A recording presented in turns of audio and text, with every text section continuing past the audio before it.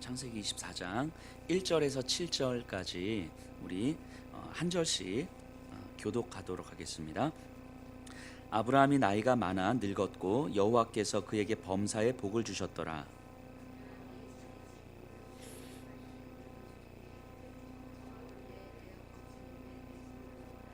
내가 너에게 하늘의 하나님 땅의 하나님이신 여호와를 가리켜 맹세하게 하노니 너는 내가 거주하는 이 지방 가나안 족속의 딸 중에서 내 아들을 위하여 아내를 택하지 말고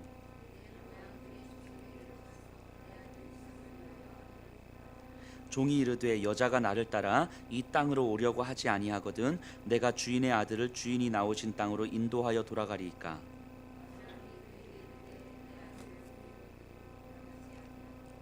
우리 함께 읽습니다. 하늘의 하나님 여호와께서 나를 내 아버지의 집과 내 고향 땅에서 떠나게 하시고 내게 말씀하시며 내게 맹세하여 이르시기를 이 땅을 내 씨에게 주리라 하셨으니 그가 그 사자를 너보다 앞서 보내실지라 내가 거기서 내 아들을 위하여 아내를 택할지니라. 아멘. 자리에 앉아 주시기 바랍니다. 오늘 창세기 24장 본문은요, 아브라함이 그 아들 이삭의 결혼을 준비하는 장면입니다. 지금 이삭의 나이가 한 40세쯤 됐어요. 그러니까 이삭의 결혼은 하나님께서 아브라함에게 주신 약속에 있어서 굉장히 중요합니다. 하나님은 아브라함에게 후손과 땅을 약속하셨어요. 그리고 후손과 땅 자체가 목적이 아니라 이것을 통해서 의와 공도의 나라를 만들어 가시겠다고 약속하셨습니다. 그래서 힘겹게 이삭을 주셨지만 우리가 지난주에 살펴봤던 것처럼 이삭 자체가 하나님의 은혜이지만 이삭 자체가 하나님의 목적은 아니었죠. 하나님께서 은혜로 주신 이삭이지만 이삭이 하나님의 목적이 되어지는 순간 이삭은 우상이 되어진다고 말씀드렸습니다.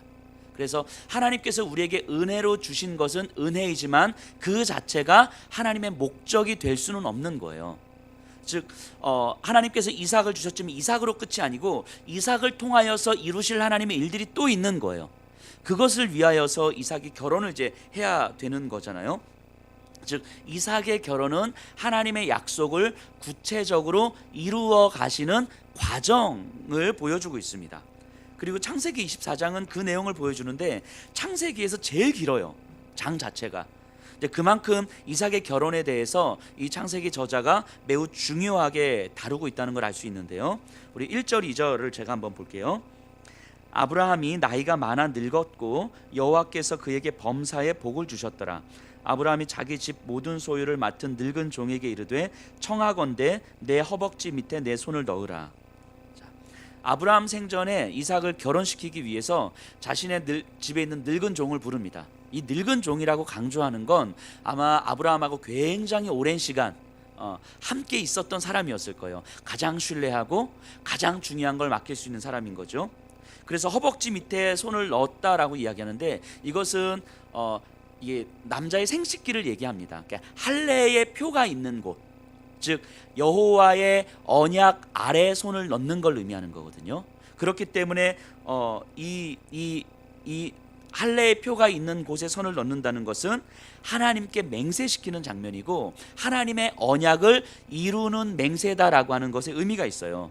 그러니까 굉장히 중요한 사명을 이 늙은 종에게 주는 거죠. 이 이삭의 결혼을 위해서 아내를 구하러 가는 장면이거든요. 이삭을 위해서 여자를 좀 구해와. 이 내용인데 이게 하나님의 언약을 이루는 과정이다라고 이야기하고 있는 거예요. 그래서 이제 미션을 주는 거죠. 3절에서 5절이에요. 내가 너에게 하늘의 하나님 땅의 하나님이신 여호와를 가리켜 맹세하게 하노니 너는 내가 거주하는 이 지방 가나안 족속의 딸 중에서 내 아들을 위하여 아내를 택하지 말고 내 고향 내 족속에게로 가서 내 아들 이삭을 위하여 아내를 택하라. 종이 이르되 여자가 나를 따라 이 땅으로 오려고 하지 아니하거든 내가 주인의 아들을 주인이 나오신 땅으로 인도하여 돌아가리이까. 자, 아브라함의 그 요구 조건이 이겁니다. 내 아들을 위하여 여자를 좀 만나야 되는데 이 땅 지금 있는 헤브론 땅이잖아요. 가나안 지역, 가나안 땅에 있는 여인 말고 내 고향 내 족속에게로 가서 내 아내 될 사람을 좀 데리고 와라 얘기합니다. 이것은 하나님의 언약 아래 있는 거잖아요. 이 아브라함의 후손을 통하여서 의와 공도의 나라를 줄 것인데, 그러니까 이방 여인이 아닌 내 고향 내 친척의 여인들 중에서 구해오라라고 이야기하는 거예요. 그러자 이 늙은 종이 혹시라도 있을 이 사건에 대해서 이야기합니다. 그래서 만약에 가서 제가 정말 아름다운 여인을 만났는데 그 여인이 안 오겠다고 하면 어떡하죠? 이 질문 던지는 거예요. 가나안 땅으로 안 오겠다고 하면, 그러면은 이삭 다시 와서 이삭을 데리고 당신의 고향 친척이 있는 저 땅으로 데리고 갑니까? 라고 이제 물어본 거예요. 그러자 8절에 만일 여자가 너를 따라오려고 하지 아니하면 나의 이 맹세가 너와 상관이 없나니 오직 내 아들을 데리고 그리로 가지 말지니라. 아니, 그쪽으로 데리고 가지 말라. 그냥 안 오려고 하면 그냥 데리고 오지 마, 이거예요. 자, 그럼 정리해 보면 아브라함이 이 늙은 종에게 요구하는 조건은 두 가지예요. 이방 여인이어서는 안 된다. 가나안 족속이어서는 안 된다. 그리고 가나안 땅을 이삭이 떠나서는 안 된다. 이 두 가지 조건을 지금 내걸고 있는 거예요.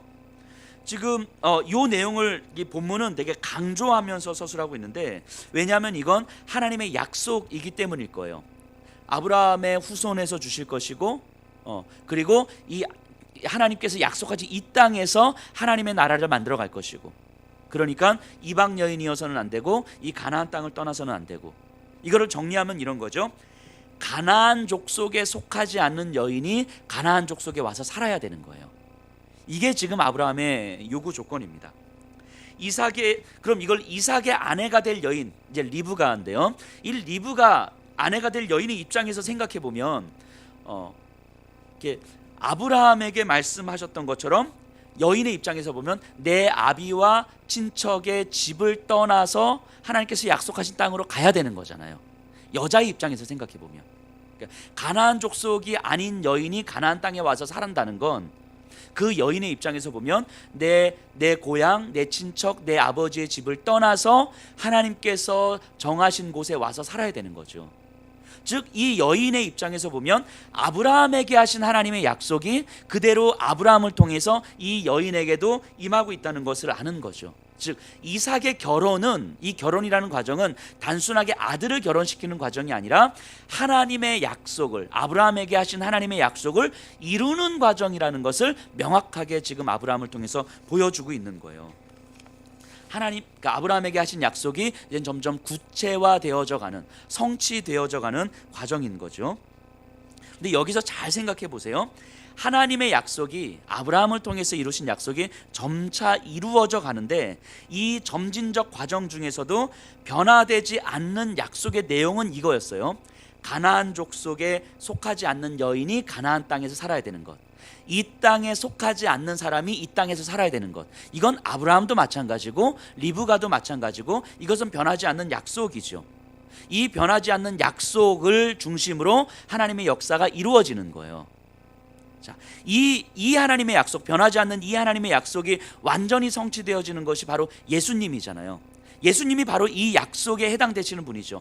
이 땅에 속하지 않는 자가 이 땅에서 살아야만 하는 존재, 그러니까 바로 예수님 아닙니까? 예수님의 성육신, 완전한 하나님이신 분이 완전한 피조물의 모습으로 이 땅에 오셔서 살아야만 하는 존재가 바로 예수님이잖아요.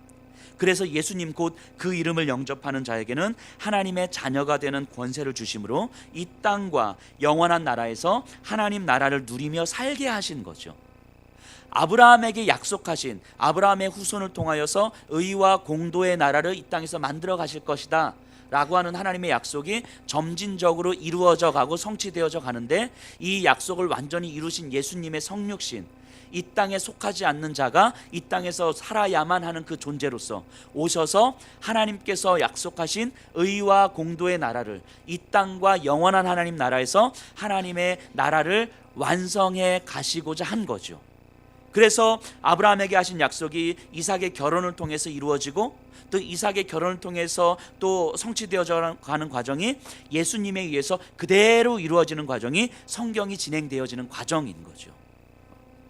그리고 그 그 하나님의 약속을 이루시고 그 영향으로 이 땅에 의와 공도의 나라를 만들어 가고 있는 자들이 바로 오늘날 이 자리에 있는 저와 여러분들 아닙니까? 그러니까 여기 계신 분들이 이 땅에서 예수님께서 성취하신 하나님 나라의 약속을 이제는 누리면서 살면 되는 거예요. 누리면서. 우리가 만들어가는 것이 아니라 예수님께서 이루신 약속을 누리면서 사는 거예요. 이것이 복음이죠. 복음. 그래서 율법은 우리가 지켜야 되는 거라면 복음은 우리가 누리는 거예요. 우리는 그 복음을 누리는 자로 선택받은 사람들 아닙니까?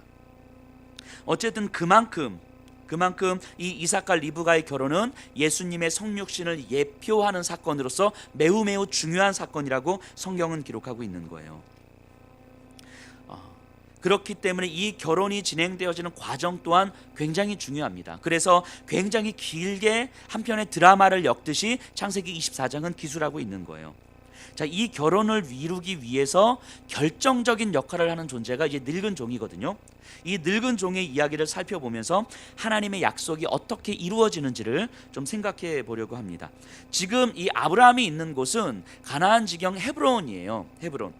그런데 늙은 종이 가는 곳은 바단 아람, 메소포타미아 쪽이거든요. 그러니까 헤브론에서 그 바단 아람까지는 1000km 정도 돼요. 뭐 짧으면 한 700km도 잡고 길면 1000km 정도 잡는 거예요. 낙타 10마리를 데리고 이 어마어마한 거리를 갑니다. 자, 늙은 종이면 아브라함의 나이도 꽤 되었는데 한 140여 세 되었을 거잖아요. 늙은 종도 뭐 아브라함과 방불한 나이 정도 아니겠어요? 근데 그 늙은 몸으로 이 어마어마한 거리를 도보로 움직이고 있는 거예요. 자, 늙은 종은요, 이 자신의 주인 아브라함이 마지막 유언처럼 한 자기에게 주신 이 미션이 하나님의 약속을 이루는 것이라는 걸 아마 알았을 거예요.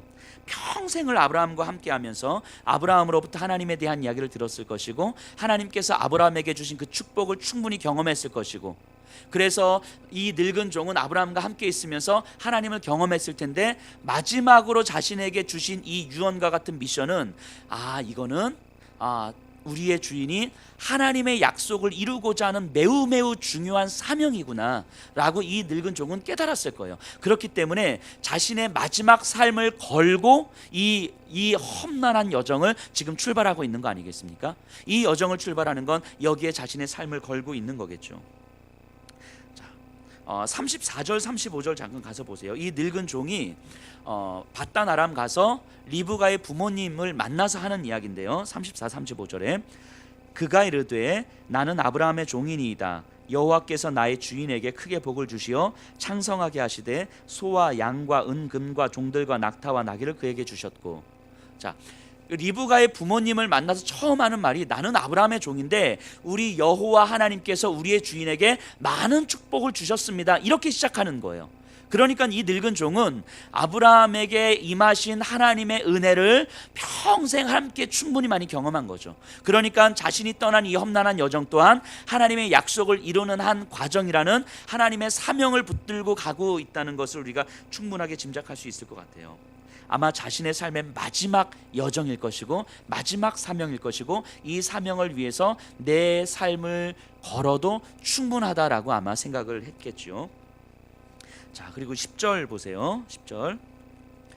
이에 종이 그 주인의 낙타 중 10피를 끌고 떠났는데 곧 그 주인의 모든 좋은 것을 가지고 메소포타미아로 가서 나홀의 성에 이르러. 자, 낙타 10피를 끌고요, 메소포타미아 나홀의 성에 이릅니다.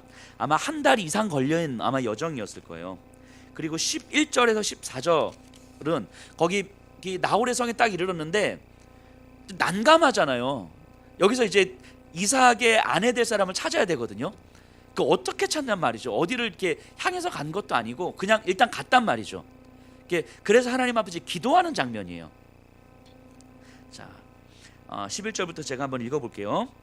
그 낙타를 성 밖 우물 곁에 꿀렸으니 저녁때라 여인들이 물을 기르러 나올 때였더라.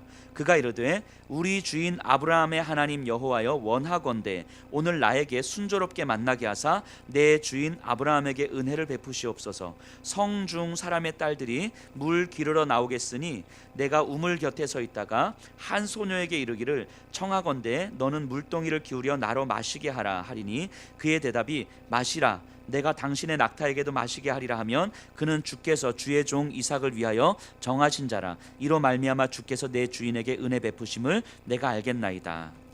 자, 이 내용은 즉슨 이거예요. 하나님께 기도를 하는데 하나님 나에게 아내 될 그 여인을 순적하게 만나게 해주십시오. 그래서 이제 물 기르러 이제 우물에 물 기르러 여인들이 많이 나오는데 그 중에서 내가 어떤 여인에게 나에게 물을 좀 달라 이렇게 이야기했을 때 그 여인이 나에게도 물을 주고 그리고 내가 데리고 온 이 낙타에게도 물을 마시우겠습니다라고 하는 여인이 있으면 하나님 그 여인이 아내가 될 여인인 줄로 알겠습니다. 뭐 이렇게 기도하는 거거든요. 그런데 이거를 이렇게 단순하게 생각하시면 안 돼요. 자, 생각해 보세요. 낯선 남자가 물을 달라 하는데 기꺼이 물을 주는 것도 뭐 이상한 일이거니와 요구하지도 않았는데도 불구하고 낙타 10마리에게 스스로 물을 준다는 건 이건 상상하기 어려운 일이에요. 낙타 한 마리가 물을 한번 먹는데 대략 한 45리터의 물을 먹는데요. 그럼 10마리면 450리터의 물이거든요. 근데 여인이 물을 이제 한 동이 기르는데 보통 그때 당시에 물 한 동이 기르는데 이 리터가 한 8에서 10리터짜리래요. 8에서 10리터. 자, 그러면 이 여인이 낙타 한 마리의 물을 먹이려면 최소한 4번은 왔다 갔다 해야 되는 거예요. 여인이 8에서 10리터면 그 1.5리터짜리 우리 생수병 한 7개? 7개 정도를 들고 4번을 왔다 갔다 해야 되는데 4번씩 10번 총 40번을 왔다 갔다 해야 되는 거예요. 자, 이거 누가 요구한 것도 아니고 명령한 것도 아니고 대가를 치르는 것도 아닌데 그 낙타들을 보고 제가 낙타를 먹이겠습니다 해가지고 물을 한 10리터짜리로 4번 와서 먹이고 또 4번 와서 먹이고 이렇게 한다는 거는 사실 거의 불가능하죠. 이런 여자가 여기 말고 어디 있어요? 이 자리에 있는 분들은 충분히 그러실 수 있는 분들이죠. 뭐 10번이 아니라 뭐 100번, 200번도 하실 수 있는 분들이에요. 자, 근데 이런 여인을 만난다는 건 불가능한 일인 거예요. 그러니까 이 늙은 종이 하나님 앞에 기도하는 건 사실은 거의 불가능에 가까운 기도를 하고 있는 거예요. 이런 여인은 없어요. 없어요.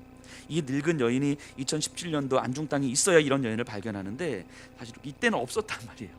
자, 그럼요. 이 늙은 종이 하는 기도는 뭐냐면 하나님의 긍휼하심을 품는 자가 있을 거라는 믿음인 거예요. 이 긍휼, 이게 헤세드라는 표현을 쓰거든요.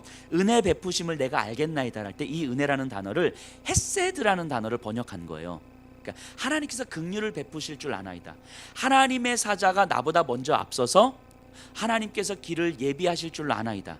즉 하나님께서 하신 약속을 하나님께서 이루실 줄로 알겠나이다.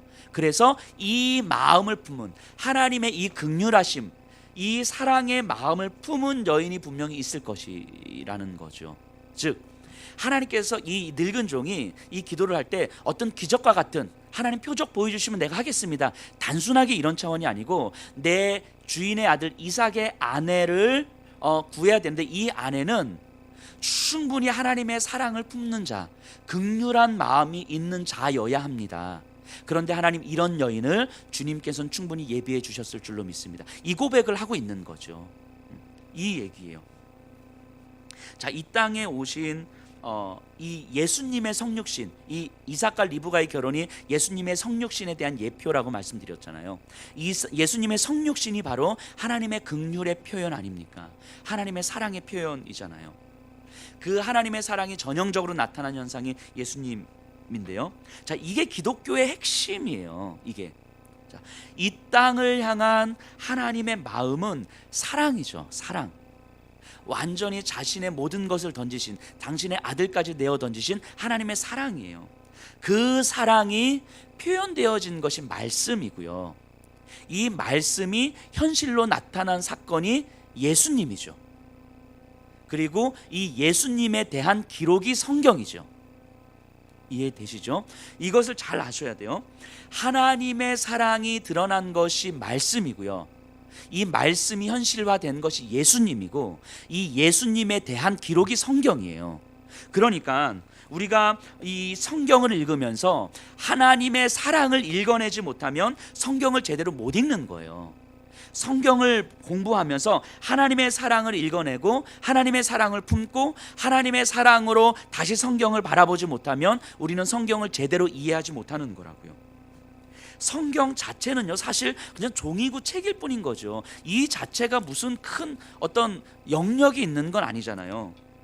근데 우리가 성경 공부도 많이 하고 제자 훈련도 많이 하지만 이 우리가 알고 있는 제자 훈련과 성경에 대한 지식으로 누군가를 정죄하고 누군가를 판단하고 누군가를 무시한다면 이것은 우리가 성경을 잘못 읽어내고 있는 것이고 잘못된 신앙인 거죠.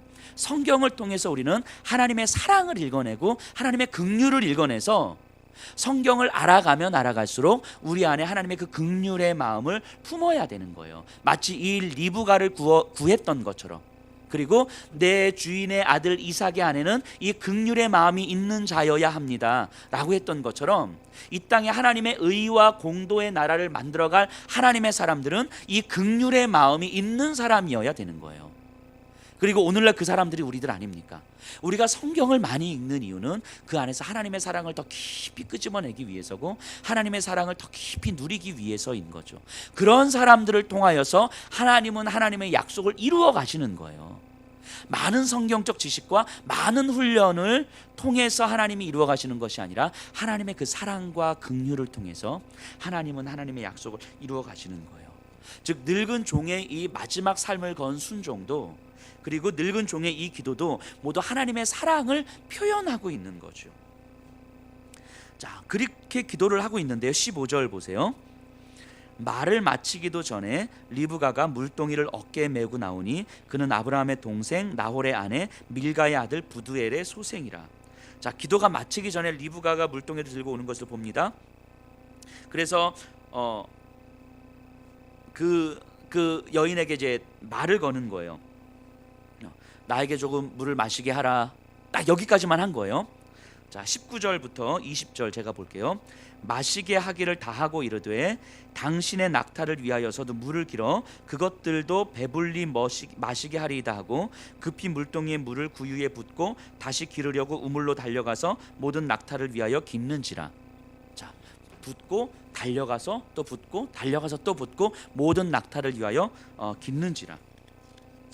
이 리브가의 모습을 보면서 정말 저 그 긍휼의 마음을 이 늙은 종은 보게 된 거죠. 그래서 그 리브가에게 이제 이야기를 하기 시작합니다. 어디에 사는 누구인지, 누구의 소생인지, 너희 집은 어디인지, 그리고 너희 집에서 내가 묵을 수 있겠느냐라고 물어요.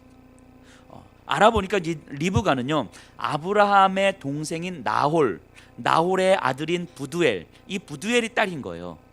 그러니까 아브라함의 조카 손녀 뻘이 되는 거죠. 자, 그리고는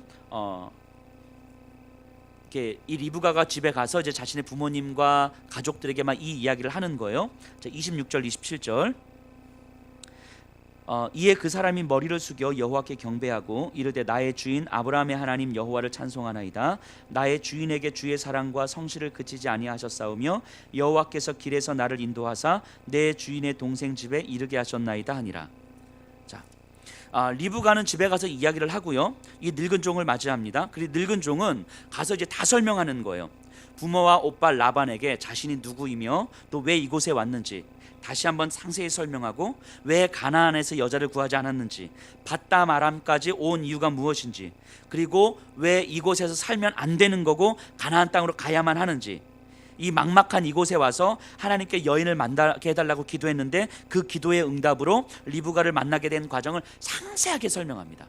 이 상세하게 설명을 들으니까 이것이 이게 하나님께서 인도하시지 않으셨으면 이런 일은 불가능했겠구나 라고 굉장히 설득력 있게 설명이 되니까 이 리브가의 부모님과 이 오빠 라반도 이제 이게 들은 거예요.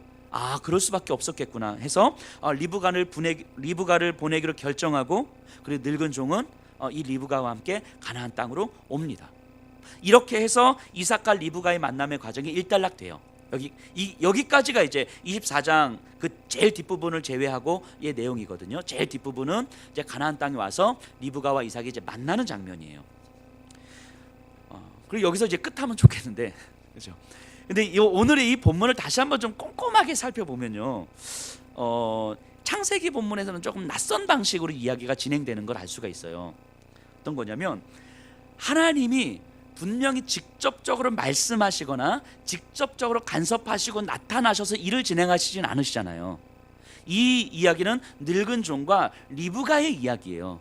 아브라함에게처럼 또는 뭐 야곱에게처럼 뭐 하나님이 나타나셔서 뭔가 말씀하셔서 약속을 주신다든가 이런 게 전혀 없어요. 늙은 종과 리브가의 이야기인데, 근데 이야기를 쭉 듣고 나면 하나님의 일하심이라고 생각할 수밖에 없는 과정인 거예요. 자, 이게 이제 창세기에서는 조금 낯선 방식의 이야기 전개 과정인데요. 다시요. 하나님은 분명히 직접적으로 개입하시는 적이 하나도 없어요. 사람들에 의해서 움직여지는데 뒤를 돌아보니까 이건 하나님의 일하심이 아니고서는 설명할 수 없다는 것이 우리에게 느껴지는 거죠. 이런 이야기 전개 방식을 통해서 이 본문이 우리에게 말하고자 하는 바를 다시 한번 좀 짚어보려고 해요. 이 오늘 본문에서는요, 이 역사와 인간의 삶 속에서 개입하시는 하나님, 분명히 간섭하시지만 이 간섭하고 개입하시는 하나님의 포인트를 두는 것이 아니고 인간들이 만들어가는 인간 세계의 그 어떠한 순간과 어떠한 경험도 하나님의 목적에서 벗어나지 않는다는 사실을 보여주고 있는 거예요. 다시요. 하나님께서 직접적으로 개입하신다는 사실에 포인트를 두고 있는 것이 아니고 인간이 경험하는 어떠한 순간과 어떠한 경험도 하나님의 목적에서 벗어나지 않는다는 사실을 분명히 보여주는 거죠. 자, 우리의 상황과 절박한 현실에 대해서 하나님은 때로는 기적과 같은 간섭도 하십니다. 그리고 우리는 그걸 기다려요. 우리의 고통스러운 현실과 우리의 답답한 현실 앞에서 하나님께서 빨리 응답해 주시고 내 상을 열어가시기를 우리는 구하고 기대하는 거죠. 그런데 여기서 우리의 신앙을 조금만 더 깊이 한 단계 더 높은 차원에서 우리가 깊이 숙고하다 보면 오늘 본문에서 나타나는 방식으로 우리가 하나님을 좀 바라볼 수 있었으면 좋겠다는 생각이 듭니다. 자, 본문에서 강조하고 있는 것은 눈앞에 확연하게 드러나는 하나님의 일하심이 아니에요. 진짜 하나님께서 나에게 이런 길을 허락하셨구나, 하나님께서 이렇게 나갈 길을 열어주시는구나, 이런 방식으로 하나님께서 확연하게 일하시는 방식이 아니라 늙은 종과 리브가의 모습일 뿐이지만 늙은 종의 시각에서 지난 여정을 이렇게 돌아보니까 모든 것이, 모든 순간들이 하나님의 목적을 이루어가는 과정 중에 있었던 거구나라는 것을 깨닫는 거예요. 그 순간에는 그냥 내가 기도했을 뿐인 것이고, 그 순간에는 내가 순종했을 뿐인 것이고, 그 순간에는 내가 하나님의 약속을 믿고 헌신했을 뿐인 건데, 그리고 그러다가 리브가를 만난 거고, 그러다가 리브가의 집에 가서 부두엘과 라반을 만난 거고, 이야기를 하고 설득력 있게 이야기하다 보니까 리브가의 결혼을 허락한 거고, 그래서 데리고 온 거거든요. 근데 이 여정을 다시 뒤에서 앞으로 쭉 돌아보니까 그 순간순간들이 하나님의 목적을 이루는 과정들이었구나라는 것을 깨닫게 된단 말이죠. 자, 우리는요 항상 우리에게 주시는 하나님의 선물이 무엇인지를 미리 알 수가 없어요. 알면 너무 좋겠지만 알 수가 없어요. 그러니까 우리가 원하는 하나님의 선물을 구할 수밖에 없는 거죠. 왜냐하면 하나님께서 우리에게 어떤 선물을 주실지 모르기 때문인 거죠. 그러나 이제 신앙의 관점에서 볼 때는 조금 더 한 차원 좀 더 깊은 차원에서 우리가 신앙을 볼 때는 지나고 나서 우리의 삶의 여정을 성찰하는 과정을 통해서 하나님께서 나를 위하여 어떤 선물을 주셨는지를 바라보게 된다는 거예요. 하나님께서 우리에게 어떤 선물을 주실지 미리 알 수는 없는데, 그래서 우리는 그걸 기대하지만 좀 더 깊은 신앙의 차원에서 볼 때는 지나온 삶을 쭉 다시 한번 돌아볼 때에 하나님께서 그 순간이 나에게 주신 선물이었구나라는 것을 깨닫게 된다는 말이죠. 그러니까 우리가 미처 깨닫지 못했거나 또는 다른 원인들에 돌렸던 하나님의 놀라운 행동들을 돌이켜 볼 때에 분별할 수 있는 눈이 우리에게는 생긴단 말이죠. 이거를 성찰한다 이렇게 표현하는 거죠. 영적 성찰한다 이렇게 표현하는 거예요. 즉 신앙은, 좀 더 깊은 차원의 신앙은 앞으로의 내 삶에 대한 기대감이 아니라 지나온 내 삶을 성찰하면서 하나님께서 내 삶의 흔적들을 어떻게 하나님의 목적을 향해서 이루어 가셨던가, 아니 바꿔 말하면 하나님의 목적 안에 내 삶이 어떻게 이루어져 왔었던가를 바라볼 수 있는 눈을 갖게 되는 거예요. 이게 신앙의 조금 더 깊은 차원으로 우리가 들어가는 거 아니겠습니까? 우리가 기대하는 하나님의 응답은 전혀 이루어지지 않을 수 있어요. 우리가 원하지 않았던 상황들만이 내 앞에 계속 펼쳐질 수도 있습니다. 하지만 우리가 지난 시간들을 돌아볼 때에 그 시간들이 분명한 하나님의 선물이었음을 확인할 때가 있는 거예요. 하나님의 놀라우신 일이었음이 선명히 깨달아질 때가 있는 거죠. 그때 우리는 내 삶의 모든 일들이 하나님의 목적 안에서 이루어지는 것이구나 라는 것을 깨닫게 되는 거예요. 그 순간 너무 힘들었는데, 그 순간 정말 힘들었는데 하나님의 목적 안에서 이루어지고 있음이 깨닫게 되는 거죠. 내 삶에서 하나님의 일하심을 볼 수가 없었는데, 왜냐하면 힘들었으니까, 절망이었으니까, 상처와 아픔이었으니까, 그냥 무료했고 무기력하고 무능력했으니까 내 삶에서 하나님의 일하심을 볼 수가 없었는데, 그냥 순간순간 주시는 감정의 흥분과 감정의 은혜, 그냥 순간순간 들어오는 그때의 그냥 감동 외에 내 삶에서 하나님의 일하심을 잘 볼 수가 없었는데, 어느 순간 되돌아보니까 하나님의 일하심이 아닌 순간들이 단 한 번도 없었더라 하는 거예요. 근데 그걸 볼 수 있는 눈이 우리에게 있는가 하는 거예요. 그걸 볼 수 있는 눈이, 그 지나온 시간들이 상처로 얼룩졌던 시간들인데, 근데 그 시간들이 하나님의 일하심이 아닌 순간들이 단 한 순간들은 없더라 하는 것을 볼 수 있는 눈이 우리에게 있는가라는 질문을 본문은 우리에게 던져주고 있는 거예요. 물론 이 사실들이 하나님의 목적 안에 있기 때문에 어차피 우리가 마음대로 살아가도 되는 거 아닌가 하는 얕은 생각으로 끌고 가지 않습니다. 절대로. 이것을 경험한 사람들은 이렇게 끌려가지 않습니다. 왜냐하면 하나님의 목적을 깨닫게 하시는 것은, 그래서 하나님의 목적을 깨닫게 된다는 것은 우리에게 감동이 되기 때문이에요. 우리에게 그냥 편안하게 살면 되지, 하나님 다 알아서 하시겠지가 아니라, 그 목적이 내 삶 속에서 하나님의 목적이 이루어가는 과정을 내가 볼 수 있다는 건, 그건 우리에게 감동이 된다는 거예요. 그리고 나를 통해서 하나님께서 어떻게 목적으로 만들어 가실까가 기대가 된다는 거예요. 그러니까 감동을 받은 우리가 결코 마음대로 대충 살아갈 수가 없는 거죠. 예수님의 십자가의 죽음은 그 자체로 절망이었지만, 제자들은 그 시간을 되짚어 보면서 하나님의 목적이 이루어지는 필연적 과정이라는 사실을 깨닫게 되는 거예요. 십자가의 과정이 필연적 과정이라는 것을 깨닫게 되었을 때에 그 절망이 감동으로 바뀌면서 그들의 삶도 변화되는 거죠. 그것을 볼 수 있는 눈이 있었던가 하는 거예요. 예수님의 그 절망의 십자가가 하나님의 목적을 이루는 필연적 과정이라는 사실을 볼 수 있는 눈이 없으면 사실은 감동을 받지도 못하고 우리의 삶이 변화되지도 못하는 거거든요. 과연 우리에게 우리의 지난 삶을 돌아보면서 하나님의 일하심이 아닌 순간들이 단 한순간도 없었고 하나님의 목적을 이루는 모든 과정들이었구나라는 것을 볼 수 있는 눈이 우리에게 있는가 하는 거예요. 내 열심으로 만들어가는 신앙, 하나님의 분명한 응답을 기대하는 신앙에서 한 차원 더 깊이 들어가는 거예요. 한 차원 더 깊이. 이 땅을 사랑하시며 나를 사랑하시는 하나님의 사랑이 지금도 나에게 펼쳐지고 있음을 고백하는 신앙인 거예요. 그래서 내가 하나님을 향해서 어떤 것도 원하는 것이 없음에도 불구하고 하나님 앞에 감동으로 움직일 수 있는 신앙인 거죠. 내가 하나님을 향하여서 어떤 기대감, 그러니까 내 삶에서 이루실 내 삶에서 하나님 이런 것을 이루어 주십시오라고 하는 그 기대감이 없더라도 내 삶에서 이미 이루신 하나님으로 인해서 충분히 감동받고 그 감동으로 내 남은 삶을 살 수 있다고 고백하는 신앙인 거예요. 그게 우리가 하나님의 응답을 기대하는 신앙에서 한 차원 더 깊이 들어가는 신앙 아닙니까? 오늘 본문이 우리에게 이야기해 주는 건 바로 이런 겁니다. 그래서 말씀드렸던 것처럼 성숙한 신앙은 기대감이 아니라 성찰인 거예요. 성찰.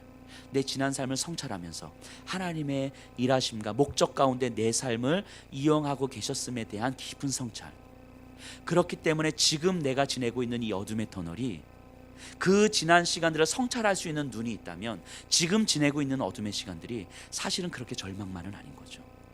하나님 이 절망에서 나를 빨리 끄집어내 주세요 라고 하는 그 기대감이 아니어도 충분히 감동으로 오늘을 지낼 수 있는 신앙의 모습이 우리에게 만들어지는 거죠.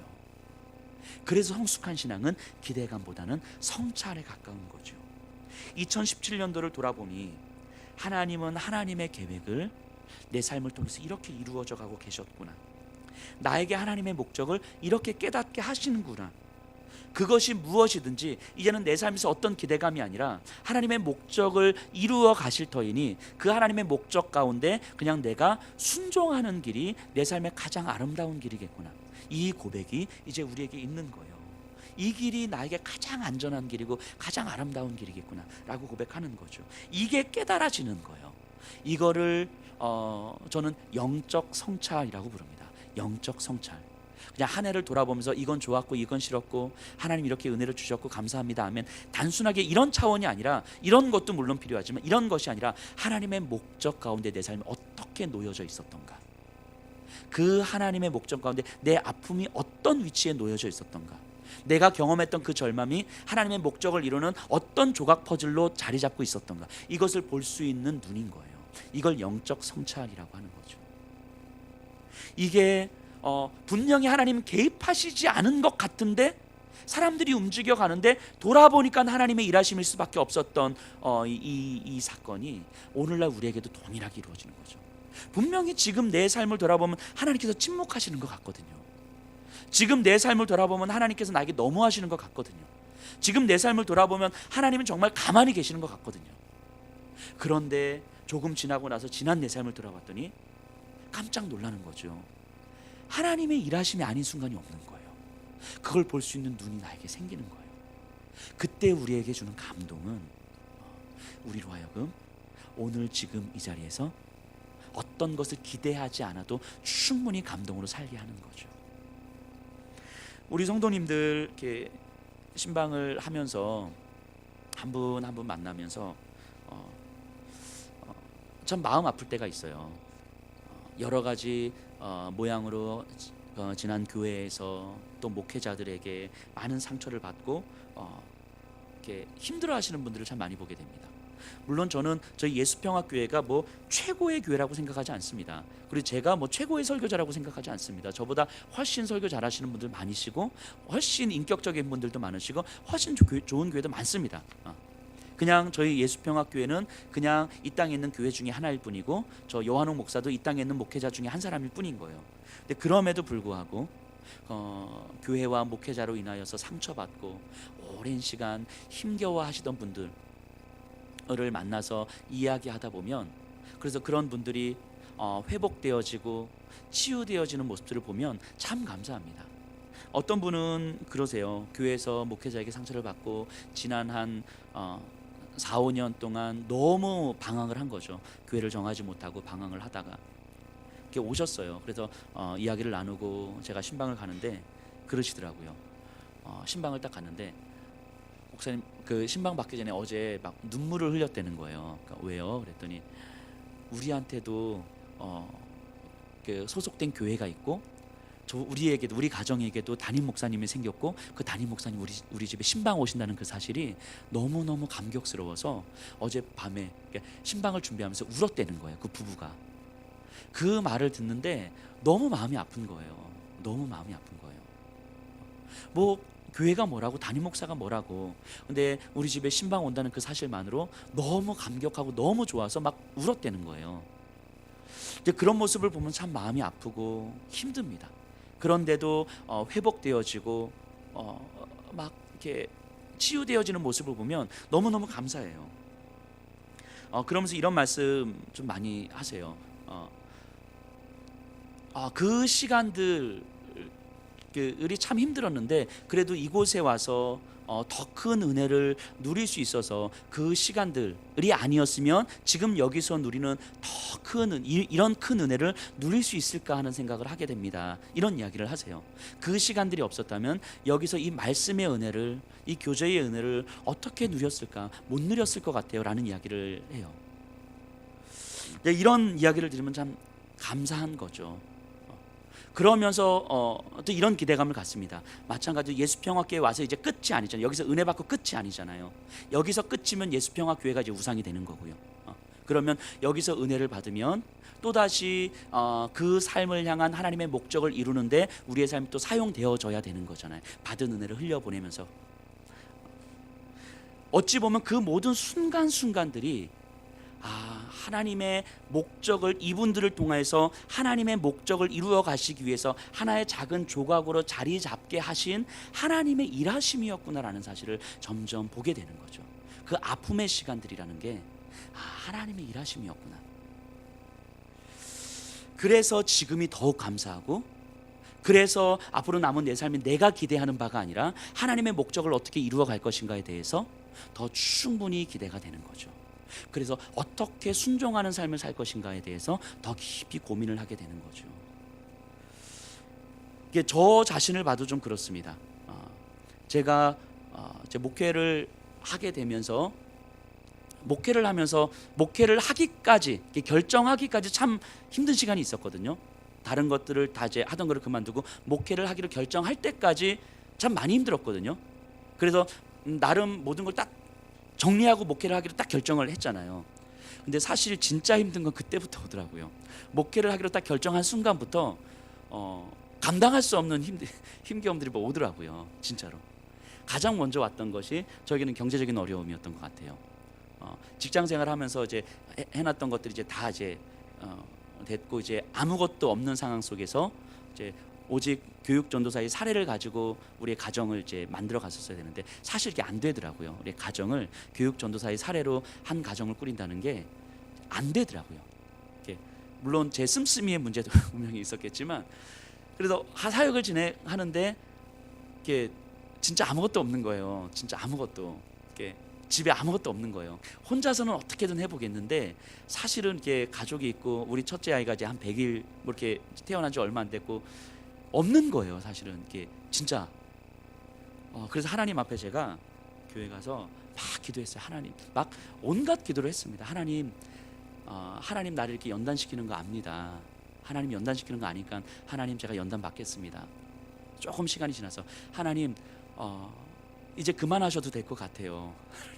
조금 지나서 이제 하나님 정말 이러시면 안 되는 거 아닙니까? 내가 오고 싶어서 온 길 아닙니다. 이 길. 하나님, 오기 싫은 사람 억지로 끌고 오셨으면 하나님께서 책임져 주셔야지. 최소한 먹을 건 주셔야 되는 거 아닙니까? 집에 쌀은 좀 주셔야 되는 거 아닙니까? 그래도 하나님 계속 침묵하시는 거죠. 하나님 멱살도 잡았어요, 제가. 하나님 진짜 정말 이러면 안 되는 거. 계속 이러시면 저 다시 학원판으로 다시 가겠다고. 하나님, 나 이거 다 때려칠 거라고 막. 그래도 하나님 침묵하시는 거예요. 얼마나 울었는지 몰라요, 그때 막 교회 가서. 그러니까 무슨 사역이 됐겠어요, 그때. 먹고 사는 문제에 치여가지고 제가 사역자가 어느 순간 이제 하나님 앞에 이제 나가서 교회 가서 기도하는데, 저는 그때 처음 알았어요. 그때 너무 힘이 드니까, 너무 지치니까 원망할 힘도 없더라고요. 원망할 힘도 없이 그냥 교회 나가서 아버지 이러고 있는 4시간이 지나가는 거예요. 그러니까 4시간 동안 그냥 그렇게 울고 있는 거죠, 제가. 그렇게 힘이 없으니까 그냥 뭐 하나님 뭐 어떻게 붙들 힘도 없고 막 원망할 힘도 없고 그냥 아무것도 없는 거예요. 그냥 아버지 이러고 4시간, 5시간 매일매일 그렇게 울고 있는 거죠, 하나님 앞에서. 그러니까 무슨 뭐 설교가 제대로 됐겠습니까? 그때 무슨 신방이 제대로 됐겠습니까? 근데 기도를 하는데 하나님이 저에게 이런 마음을 훅 주시더라고요. 어느 날 내가 너를 잘 아는데 내가 너에게 가장 소중했으면 좋겠다, 이런 마음을 주시는 거예요. 저는요, 분명히 하나님이 가장 소중하기 때문에 신학의 길을 결정한 거거든요. 하던 거 모든 것도 정리하고 신학의 길을 결정한 거거든요. 하나님이 가장 소중했고 예수 그리스도의 십자가에 내 삶을 걸겠다고 결정한 거거든요. 그런데 사실 저도 모르게 저도 아니었었던 것 같아요. 상황이 어려움이 훅 들어오니까 아니었던 것 같은 거죠. 제 안에 하나님보다 더 소중한 것이 있었던 거죠. 돈이라는 게 있었고 가정이라는 게 있었던 거죠. 근데 하나님 그 마음을 꼭 집어주시는 거예요. 꼭. 내가 너에게 가장 소중했으면 좋겠다. 근데 그 마음이 제 안에 훅 들어오는데 제가 이제까지 울었던 것보다 더 울었어요. 막 부끄러워가지고. 이게 힘들어서 운 게 아니고 부끄러워서 하나님 앞에서 이 마음을 들킨 것이 너무너무 부끄러워가지고 정말 계속 울었던 것 같아요, 하나님 앞에. 그리고 한참을 울고 나서 정말로 마음이 좀 가벼워졌어요. 그리고 하나님께서 또 이렇게 어떻게 그런 시간들이 이게 있었거든요. 저한테 지금 그 시간을 다시 경험해라고 하면 저는요 절대 못 갑니다. 절대 가고 싶지도 않고 갈 수도 없습니다. 그런데요, 물론 그 시간들을 지내면서 제게 연습된 게 하나가 있어요. 물론 지금도 자유롭지 못하지만 적어도 내 두 가지가 연습이 됐어요. 저한테 뭐냐면 내 안을 깊이 들여다보는 연습이 하나가 됐고요. 또 하나는 내 안에 있는 탐욕을 보는 연습이 됐어요. 탐욕을 보는 연습. 제 안에 탐욕이 있거든요. 근데 탐욕을 볼 수 있더라고요, 제가. 그래서 이것을 가지고 회개할 수 있겠더라고요, 하나님 앞에서. 이 두 가지가 연습이 됐어요, 그 시간을 통해서. 근데 하나님께서 한 번으로 안 되니까 한 몇 번에 걸쳐서 그렇게 하셨거든요. 저를 한 번에 하셨으면 좋았을 걸, 몇 번에 걸쳐서 이렇게 하셨어요. 그 시간을 지내면서 제 안에 저를 바라보는 눈을 갖게 되는 거죠. 그리고 나서 한참 지난 후에 제가 하나님 앞에 뭐라고 기도했냐면, 하나님, 저를 목회자로 불러주신 게 맞는 것 같아요. 굳이 목회자를 안 불러주셨을 거면 그런 상황들을 허락하지 않으셔도 됐을 텐데, 목회자로 사용하시려다 보니까 하나님 내 안에 있는 그것들 보게 하시려고 그 시간들을 허락하신 거잖아요. 제가 하나님 앞에 이렇게 기도를 했어요. 그 시간들이요, 사실은 그냥 제가 힘들었던 거예요. 목회자로서 제가 연약해서 제가 버리지 못하는 모습들이 제 안에 있어가지고 제가 힘들었던 것들인데, 그래서 하나님의 일하심이 안 보였었고, 그 다음에 뭐 하나님께서 나와 함께 계시고 나를 채워주시고 뭐 이런 게 전혀 경험되지 않았던 순간들인데, 사실은 돌아와서 생각했을 때 그 시간들이 없었으면 지금의 제가 없었을 거란 말이죠. 그 시간들은 저를 통해서 이루실 그 하나님의 목적을 만들어가는 하나의 작은 퍼즐 조각으로 위치하고 있었더라고요. 그것을 볼 수 있는 눈이 저한테 생긴 거죠. 그러니까 지금의 돌이켜보면 여전히 부족하고 여전히 탐욕스럽고 여전히 저에게 연약함이 있지만, 그럼에도 불구하고 이것을 볼 수 있는 눈을 하나님께서 저에게 허락하셨고, 그래서 이것을 통해서 내가 어떻게 회개를 해야 되는지, 그리고 하나님 내 삶에서 이것을 저것을 해주세요라는 기대감도 분명히 있지만, 그것보다 더 하나님 앞에서 하나님의 목적을 이루어가는 지금의 순간이라는 것을 고백하기에 그것이 감동이 되고 순종할 준비를 시켜주시는 것 같은 거예요. 여전히 부족하지만 그렇게 끌고 가시는 것 같은 거죠. 이게 우리의 삶 속에서 하나님께서 일하시는 방식이죠. 그리고 우리 하나님의 자녀들, 우리 성도님들에게 하나님은 조금 더 깊은 차원에서 이 신앙을 이런 방식으로 만들어 가기를 원하시는 것 같아요.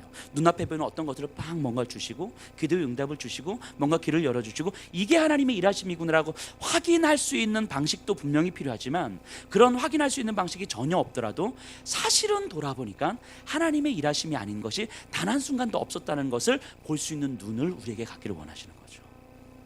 그래서 그 감동으로 오늘 순종하는 삶을 살아갈 때에 하나님은 나를 통해서 하나님의 목적을 이루어 가시겠구나 라고 하는 기대감이 우리의 삶에 생기는 거죠. 이 신앙의 모습이 저는 우리의 모습이었으면 좋겠고, 2018년도를 열어가면서 우리가 조금 더 깊은 차원에서 이 신앙을 하나님 앞에 구했으면 좋겠습니다.